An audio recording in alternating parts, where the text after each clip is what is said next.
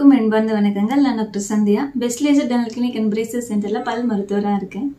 நிறைய வருடங்களா பல எபிசோட கடந்து ஓடுற ஒரு தொடரை தான் மெகா சீரியல் அல்லது மெகா தொடர் அப்படின்னு சொல்றோம். இந்த மெகா சீரியல் மாதிரி தாங்க நிறைய பேருக்கு பல மாதங்களா பல வருடங்களா அவங்க பற்கள்ல ஏதாவது ஒரு பிரச்சனை தொடர்ச்சியா ஒரு முடிவே இல்லாம போய்கிட்டே இருக்கு. நிறைய பேர் ஒரு வருஷத்துல 2-3 முறையாவது மருத்துவரை போய் பார்த்துருவாங்க. நிறைய பேர் 4-5 தடவைக்கு மேல அவங்க மருத்துவரையே மாத்திருப்பாங்க. இந்த மாதிரி அடிக்கடி தொடர்ச்சியா ஒரு மெகா சீரியல் மாதிரி நம்ம பற்கள்ல பிரச்சனைகள் வருது அப்படிங்கறதால நம்ம ரொம்ப அடிக்கடி பல் மருத்துவரை போய் பார்க்க வேண்டியிருக்கு. ரொம்ப அடிக்கடி நம்ம வேலை செய்யற இடத்துல லீவோ பர்மிஷனோ கேட்க வேண்டியிருக்கு. அடிக்கடி நம்ம வீட்டுல இருக்கிற யாரையாவது சிகிச்சைக்கு கூட்டிட்டு போக சொல்லி தொந்தரவு பண்ண வேண்டியிருக்கு. அடிக்கடி சிகிச்சை, அடிக்கடி மாத்திரைகள், அடிக்கடி மருந்துகள், இதனால அடிக்கடி நமக்கு மன உளைச்சலும் வருது. இந்த மாதிரி அடிக்கடி பல் பிரச்சனைகள் வர்றதுக்கு என்னதான் காரணம்? இதுக்கு மொத்தம் 8 காரணங்கள் இருக்குங்க. அது என்னென்ன அதான் இந்த வீடியோல பார்க்க போறோம். வாங்க பார்க்கலாம். முதல் காரணம் நம்மளுடைய பழக்க வழக்கங்கள். 90% பல் பிரச்சனைக்கு காரணம் என்ன தெரியுங்களா? நம்முடைய தவறான பழக்க வழக்கங்களும் வாழ்வியல் முறைகளும் தான். அது என்ன பழக்கம் வேணாலும் இருக்கலாம். நிறைய பேருக்கு இரவு நேரத்துல பிரஷ் பண்ற பழக்கம் இல்லாம இருக்கலாம். நிறைய இனிப்புகள் சாப்பிட்ற பழக்கமா இருக்கலாம். நிறைய சாக்லேட் சாப்பிட்ற பழக்கமா இருக்கலாம். இல்ல பச்சைய அரிசி அப்படியே சாப்பிடுவாங்க. புகைப்பிடிக்கிற பழக்கமா இருக்கலாம். பாக்கு போற பழக்கமா இருக்கலாம். ஜங்க் ஃபுட்ஸ், பீஸா, பர்கர், பெப்சி, கோக் இந்த மாதிரி நிறைய குளிர்பானங்கள் ஜங்க் ஃபுட்ஸ் எடுத்துக்கிற பழக்கமா இருக்கலாம். இல்ல நிறைய பேருக்கு லெமன் ஜூஸ் எடுத்துக்கிற பழக்கம் இருக்கும். இந்த மாதிரி எந்த பழக்கமா இருந்தாலும் நம்ம அந்த பழக்க வழக்க முறைகளை மாற்றும் பொழுதுதான் ஒரு சிகிச்சைக்கும் நமக்கு நிரந்தர தீர்வு கிடைக்கும். இரண்டாவது, ஒரு பல் பிரச்சனை அடுத்த பல் பிரச்சனைக்கு காரணமாக அமைவது. இப்போ உதாரணமா உங்க வாயில நீங்க பாக்குறீங்க ஒரு சொத்த பல் இருக்கு, இதுக்கு அப்புறமா சிகிச்சை எடுத்துக்கலாம் அப்படின்னு நீங்க விட்டுடலாம். ஆனா அந்த ஒரு பல்ல இருக்கிற சொத்தைக்கு காரணமா இருக்கிறது அங்க இருக்கிற லட்சக்கணக்கான கோடிக்கணக்கான கிருமிகள். உதாரணமா சொல்லணும்னா, இப்போ நம்மளோட ஞான பற்கள் நேரா முளைச்சு வரல, திரும்பி முளைச்சிருக்குன்னா அந்த இடத்துல நம்மளால முழுவதுமா பிரஷ் பண்ண முடியறது இல்ல. இதனால அங்க சாப்பாடு மாட்டி பல் சொத்தையாகுது. இந்த பிரச்சனையை நம்ம சரி பண்ணல அப்படின்னா அந்த ஒரு பல்ல இருக்கிற மட்டும் இருக்கிற சொத்தை அதுக்கு முன்னாடி இருக்கிற நல்லா இருக்கிற பல்லுக்கும் பரவ ஆரம்பிக்குது. இதனால எதிர்காலத்துல அந்த 2 பற்களையும் சேர்த்து எடுக்க வேண்டிய ஒரு சூழ்நிலை வருது. மூன்றாவது, வியாதியின் தன்மை. சில வியாதிகள் பிரச்சனைகள் பாத்தீங்கன்னா அதோட இயற்கை பல வருடங்களா இருந்து நமக்கு தொந்தரவு கொடுக்கும். உதாரணமா ஈறு பிரச்சனையோட ஒரு இயல்பே பாத்தீங்கன்னா ஒரு 10 வருஷத்துக்கு மேல அது நம்ம வாயிலேயே இருந்து மெதுவா நம்ம பற்களையும் எலும்புகளையும் அரைச்சி நம்ம பற்களை எடுக்க வேண்டிய ஒரு சூழ்நிலை வரைக்கும் நமக்கு கொண்டு போயிடுது. உதாரணமா நீங்க பிரஷ் பண்றீங்க, பிரஷ் பண்ணும்போது நமக்கு ஈறுகள்ல இருந்து ரத்தம் வரலாம். அதை நம்ம கவனிக்கல அப்படின்னா ஈறுகள் இருக்கிற இன்ஃபெக்ஷன் எலும்புகளுக்கு போய் எலும்புகள் கரைய ஆரம்பிக்குது. இதனால எதிர்காலத்துல அந்த பற்களை இழக்க வேண்டிய ஒரு சூழ்நிலையும் வருது. நான்காவது, பற்கள் பிரச்சனைக்காக நம்ம பண்ண ஒரு சிகிச்சையை அடுத்த பல் பிரச்சனைக்கு காரணமாக அமைவது. பேர் சொல்லுவாங்க, நான் முன்ன ஒரு பல்லுக்கு வேர் சிகிச்சை பண்ணி கேப் போட்டிருந்தேன், கேப் போட்டதுக்கு அப்புறமா தான் என்னோட பக்கத்து பல்லுலயே சொத்தைகள் வர ஆரம்பிச்சிருச்சு அப்படின்னு சொல்லுவாங்க.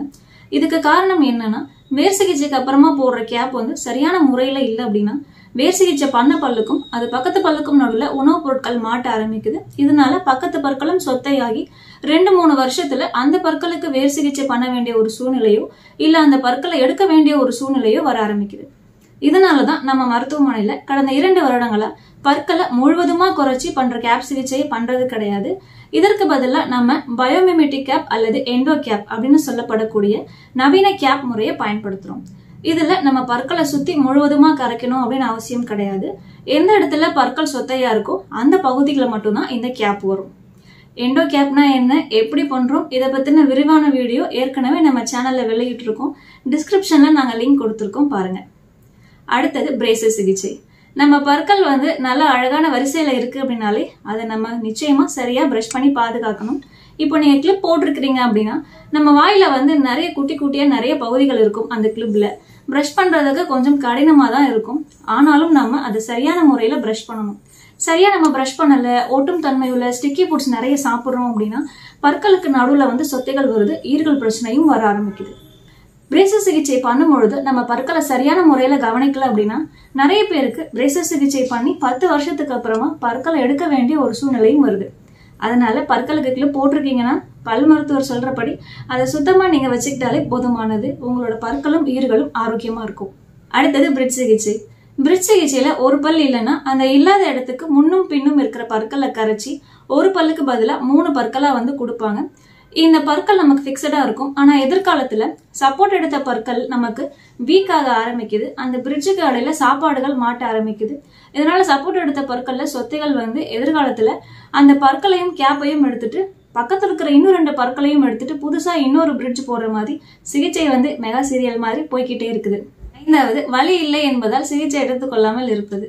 இப்போ நிறைய பேருக்கு அவங்க பிரஷ் பண்ணும்போது ஈர்கள்ல இருந்து ரத்தம் வரும். ஆனா அவங்க அதை அப்படியே கவனிக்க மாட்டாங்க, வாய் கொப்பளிச்சுட்டு போயிடுவாங்க. இப்போ நீங்க காலையில எழுந்திருக்கிறீங்க, உங்க மூக்குல இருந்து பிளட் வருது, நீங்க என்ன பண்ணுவீங்க? அடிச்சு பிடிச்சி ஒரு டாக்டரை போய் பார்க்க மாட்டீங்களா? அதே மாதிரிதாங்க. அப்போ மூக்குல இருந்து வந்தா ரத்தம், ஈரல இருந்து வந்தா ஈறுகள் இருக்கிற பிரச்சனையை நம்ம முன்னாடியே பார்க்கல, ஈறுகள்ல இருந்து ரத்தம் வருது, அதை நம்ம கவனிக்கல அப்படின்னா எதிர்காலத்துல எலும்புகள் கரைஞ்சி பற்களை எடுக்க வேண்டிய ஒரு சூழ்நிலை நமக்கு வர ஆரம்பிக்குது.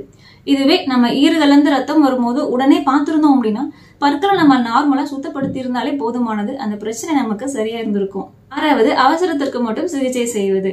நிறைய பேர் பாத்தீங்கன்னா பற்கள்ல ஏதாவது ரொம்ப பிரச்சனை இருக்கும், ரொம்ப வலியா இருக்கும், மருத்துவர்கிட்ட போய் அதுக்கு மட்டும் சிகிச்சை பண்ணுவாங்க. அப்ப மருத்துவர் சொல்லுவாங்க, உங்களோட பக்கத்துல இருக்கிற பற்களும் இந்த பிரச்சனைகள்லாம் இருக்கே அப்படின்னு சொல்லுவாங்க.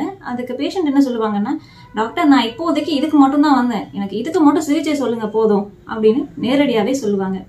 இன்னும் சில பேர் மருத்துவரோட மனம் நோகக்கூடாது அப்படிங்கிறதுக்காக, டாக்டர் நான் வந்து ரொம்ப அவசரமா ஊருக்கு போக வேண்டியிருக்கு, நான் ஊருக்கு போயிட்டு வந்து இந்த சிகிச்சை பண்ணிக்கிறேன் அப்படின்னு டாக்டரோட மனம் நோகாத மாதிரி சொல்லிட்டு போவாங்க. அதுக்கப்புறம் அவங்களும் மறந்துடுவாங்க.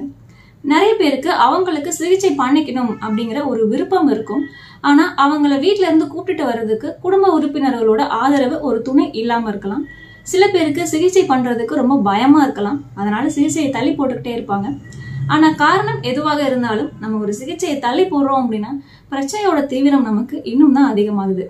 7வது, கடவைப்பல் எடுத்து கட்டாமல் விடுவது. பல் எடுத்துட்டு கட்டாம விடுறோம் அப்படின்னா அது எப்படி தொடர்ச்சியா ஒரு சீரியல் மாதிரி மத்த பல் பிரச்சனைக்கு காரணமா இருக்கும் அப்படின்னு யோசிக்கிறீங்களா? நிச்சயமா இருக்குங்க. இப்ப நீங்க ஒரு இடத்துல ஒரு கடவை பல் எடுத்துட்டீங்க, அதை கட்டல, கொஞ்சம் வருஷத்துல என்ன ஆகும்னா பல் எடுத்த இடத்துக்கு முன்னும் பின்னும் இருக்கிற பற்கள் அந்த இல்லாத இடத்தை நோக்கி நகர ஆரம்பிக்கும், மேல் பற்கள் கீழே இறங்க ஆரம்பிக்கும். பற்கள் நகரும் போது பற்களுக்கு நடுவுல இடைவெளிகள் வருது, அந்த இடைவெளிகள்ல உணவுப் பொருட்கள் போய் மாட்டுது, அதை சரியா சுத்தம் பண்ண முடியறது கிடையாது. அதனால அந்த இடத்துல இடுக்குல நிறைய சொத்தைகள் வர ஆரம்பிக்குது. இது மட்டும் இல்லாம பல்லு இல்லைன்னா நம்ம அந்த பக்கத்தை சாப்பிட்றதுக்கு பயன்படுத்தவே மாட்டோம், இன்னொரு பக்கம் தான் சாப்பிடுவோம். இதனால பற்கள் வந்து தேய ஆரம்பிக்குது, வீக்காகவும் ஆரம்பிக்குது. ஒரு 10 வருஷம் கழிச்சு எல்லா பற்களும் எடுக்க வேண்டிய ஒரு சூழ்நிலையும் இதனால வரலாம். எல்லா பற்களும் எடுக்க வேண்டிய இந்த ஒரு நிலை வந்ததுக்கு அப்போ நம்ம அந்த கடவை பல்ல கட்டாம விட்டதுதான் காரணம் அப்படின்னு நமக்கே கூட ஞாபகம் இருக்காது. 8வது, மற்ற மருத்துவ பிரச்சனைகள். நம்மளோட உடல்ல மற்ற மருத்துவ பிரச்சனைகள் இருக்கு அப்படின்னாலும் நம்ம வாயில இருக்கிற பற்களையும் ஈறுகளோட ஆரோக்கியத்தையும் அது பாதிக்குது. நம்ம சொல்லணும்னா சர்க்கரை நோய், டயபெட்டிஸ் இருக்கிறவங்களுக்கு நோய் எதிர்ப்பு சக்தி குறைவா இருக்கு, இதனால ஈறுகள தொடர்ச்சியா பிரச்சனைகள் வந்துகிட்டே இருக்கு. அதனால மருத்துவ பிரச்சனைகள் எதுவும் இருக்கு, சர்க்கரை வியாதி இருக்கு அப்படின்னா உங்களோட மருத்துவரை ஆலோசிச்சு அதுக்கான தகுந்த சிகிச்சை எடுத்துக்கிறது ரொம்ப நல்லது. அதனால நண்பர்களே, மெகா சீரியல், மெகா தொடர் நம்ம டிவில பாக்குறதுக்கு நல்லா இருக்கலாம். ஆனா மெகா சீரியல் மாதிரியான பல் பிரச்சனைகள் தொடர்ச்சியா இருக்குன்னா அது நம்மளோட உடல் நலன் மட்டும் அல்லாமல் நம்மளோட உள்ள நலனையும் பாதிக்குது. தொடர்ச்சியான பல் பிரச்சனைகள் இருக்கு அப்படின்னா நம்ம முழுவதுமா சிகிச்சைகளை எடுத்துக்கணும். முழுவதுமா சிகிச்சைகளை எடுத்துக்காம விடுறதும் சிகிச்சைகளை தள்ளி போடுறதும் தான் பிரச்சனைகளோட தீவிரத்துக்கும் சிகிச்சை செலவுகள் அதிகமாகிறதுக்கும் முக்கிய காரணமா இருக்கு. இந்த வீடியோ பத்தின உங்களோட கருத்துக்கள் மற்றும் சந்தேகங்களை நீங்க பதிவு பண்ணலாம். நெக்ஸ்ட் வீடியோ வரைக்கும் கீப் வாட்சிங் அண்ட் கீப் ஸ்மைலிங்.